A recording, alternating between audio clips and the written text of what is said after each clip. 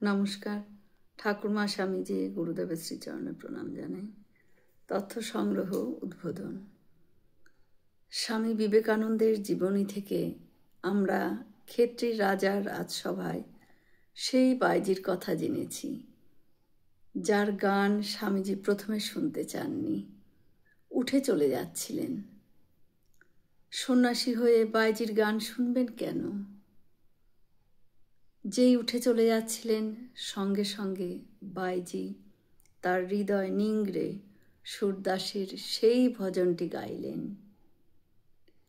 প্রভু মেরে অবগুণ চিত না ধরো, সমদরদি হ্যায় নাম তুমহারো, চাহে তো প্যার করো। গান শুনে স্বামীজি আবারও ফিরে এলেন। আসরে বসলেন আর সারা রাত গান শুনলেন।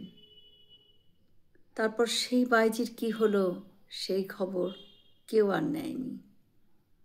বহু বছর পর মিশনের একজন সন্ন্যাসী খুঁজে বের করলেন সেই বাইজিকে। তার নাম ময়নাবাই, রাজপুতানার এককালে বিখ্যাত বাইজি, যার গান শুনে রাজপুতানার রাজা মহারাজারা মুগ্ধ হতেন। কিন্তু সেই রাতের পর বাইজিকে কেউ আর গান গাইতে দেখেননি এবং খোঁজও রাখেননি। সেই সন্ন্যাসী নিছক কৌতূহলের বশে খুঁজতে খুঁজতে রাজস্থানের একটি ছোট্ট গ্রামে তার সন্ধান পান। তিনি তখন খুবই বৃদ্ধা।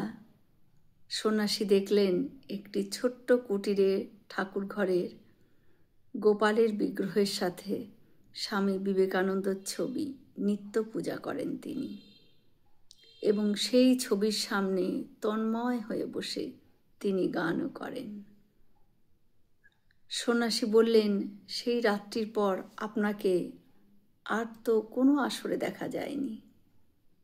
তিনি বললেন, যেদিন দেবতাকে গান শুনিয়ে আমার জীবন ধন্য করেছিলাম, সেদিন আমি অঙ্গীকার করেছিলাম আর কখনো কোনো মানুষের বিনোদনের জন্য গান গাইব না। আমি শুধুই গাইব আমার দেবতার জন্য।